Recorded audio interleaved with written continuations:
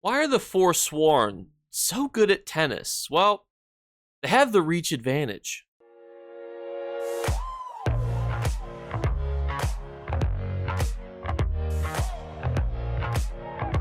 What's going on, YouTube? We already know that February is going to have two events inside of it, but it will also have a monster mask farm with its associated monster shoulder as well. We're going to break down that farm as well as the other Crown Store items, since we now know what essentially is going to be in the February Crown Store, and talk about whether or not it's going to be worth farming this specific monster mask from the dungeon that it comes from. And if you're curious, I will link this in the description below, but this is the Crown Store Showcase. And again, we talk about items here because sometimes it's stuff that you can earn in the game. In fact, most of it you can actually earn through one means or another.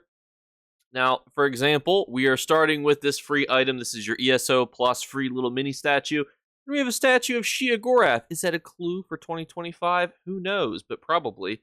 Next up, we have the Fargrave Guardian. Now, a lot of people think, oh, something that's in the Crown Store, but this is actually able to be gained by Deadlands Rewards coffers. You could certainly, buy it outright if you wanted to, or gift it to somebody for gold, but you can also farm this naturally for completing those coffers. Also here, we have another one, Thorn Legion. Similar concept, Castle Thorn. Not a fun dungeon, in my opinion, but it is one that you could farm if you wanted to, and a very rare chance to drop the complete book, and harder difficulties will increase the chance of item dropping. Now, if you're farming the motif, not to be confused with the style page, if you do the hard mode, you are guaranteed to get a motif page. You're guaranteed, 100%. So if you were like, Jake, I really want to farm Castle Thorn on hard mode on repeat, I would question your sanity, and then I would just say, well, at least you'll get a guaranteed motif page at the end, so that's at least worth 10 to 20,000 gold. Next up, we have the Styres Guardian. I know that that's probably not how you say it. I also want to point out, too, that these are already available for you to be able to farm. You can go right now for high owl reward coffers and get these Bad Man Pajamas. It's only when they'll be able to be purchased for crowns are reflected in these dates. So again, that's what separates motifs versus style pages. Also, style pages are not used in writs. They're not used as a style that you can make when you're crafting. Style pages are specific to like exclusive things like your monster mask farming or being exclusive to the Crown Store, meaning that they're never used in anything else that's required. Again, like if you were getting a daily crafting writ where it's like, oh, make something like this. Make something in the Deadlands water style. You would never see that for a style page. I know it's a little confusing, but that's what separates motif, which is the word that I mispronounced, with style page, which hopefully I never mispronounce because that's a really easy one to say. And we have the Dead Water one. We literally just said it. And has a chance to drop from tribal armor crates in Murkmire. Now, those I'm pretty sure literally you can actually do. Murkmire is a really weird zone. You can literally just do like any daily quest or zone quest or side quest.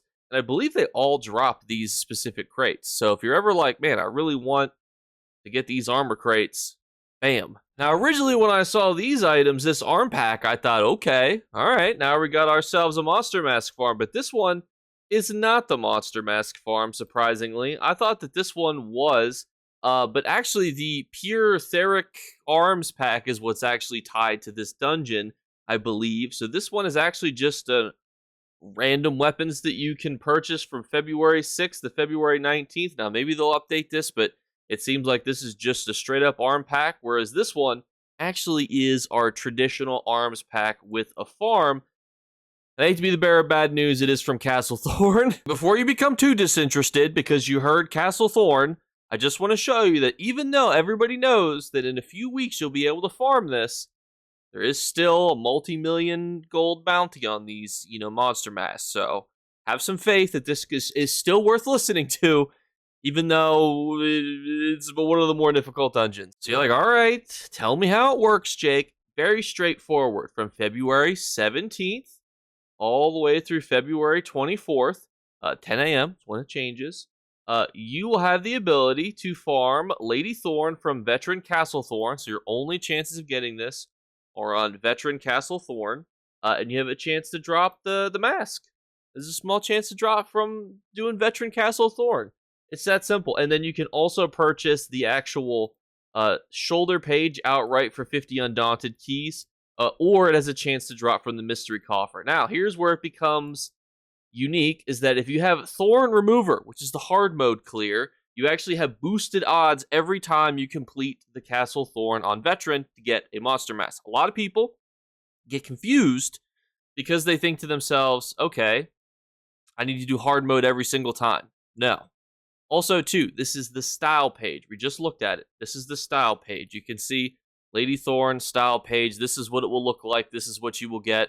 It's about 1 million to 2 million gold. Very low trading volume on it, but you can see over time, it had at one point a crazy amount of value to it, but it kind of changes significantly based on just what people are looking for, to be honest. In today's day and age, collectors, come and go. People will come and look in the market for all the style pages. Sometimes they won't. The 14-day trading cycle had a huge kind of impact on that as well. So should you farm Lady Thorn? Great question. Grundwolf actually was available last month, i.e. right now in January, and you can see that it still retains quite a significant amount of value. So a lot of people think, oh my gosh, Jake, everybody's going to go out and farm this. It's like, no. A lot of people are thinking to themselves, Castle Thorn?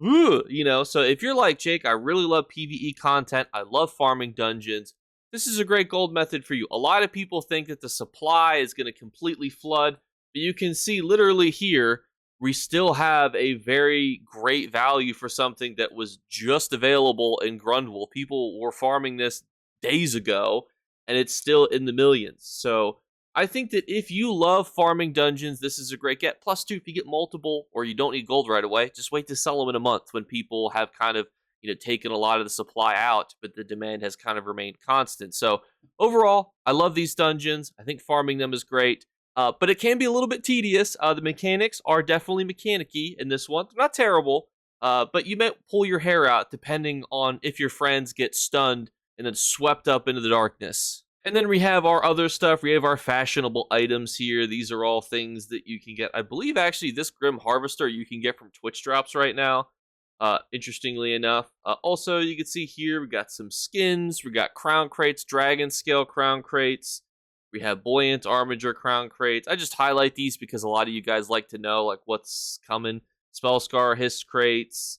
Then we have our event tickets, which will be available during the February events.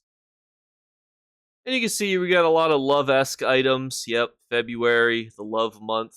As you would expect, I guess. And then we also have a huge Hermaeus Mora statue. I do like, I'm a sucker for some statues. I use my ESO Plus crowns for statues and arms packs. Then we have some more housing packs. Now, all of these items can pretty much be gained in-game as well, too. You can see we've got some more houses, some specific houses. This is a pretty cool Apocrypha-esque house if you're interested in getting into housing. We have a new, I believe he's new, Ravenwatch Vampire to be able to put inside your house if you're a Rivenspire's favorite storyline person. You also get Scroot. Put him in your house too if you wanted. Some more assistants. I do think that assistants are probably some of the only items that I generally recommend for new players. Having these, I mean, granted, you don't need like a very special, looking one. They're all cost the same, but it just gives you an area where you can bank items, quick sell, deconstruct, depending on which merchant you're getting. I do actually generally like those. And you can see we have a bear bundle. Mara's all bear bundle. And then we've got an actual two decent, two-person mounts. A gar, because of course, a wolf, an elk, or no, is this a moose? This is a moose. Always preferred moose to elk or horse. Yeah, this is a moose. I saw elk. I promised I could spot a moose. I pinky promise. I read the word elk, and I said it too quickly. I apologize. Please don't castrate me in the comments below.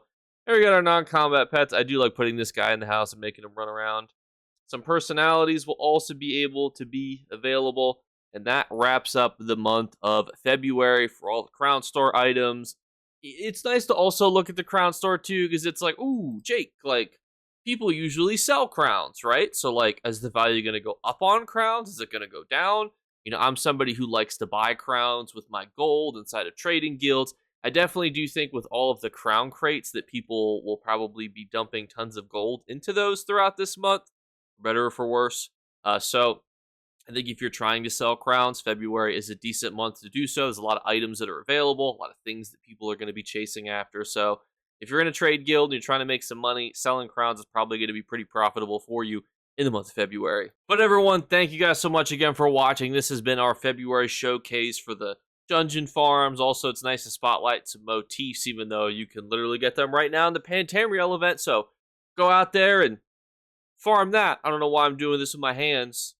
It's because I'm in Southern Elsewhere. Get out there, ladies and gentlemen. Go kill some dragons. Go farm some anchors. Go farm some vents.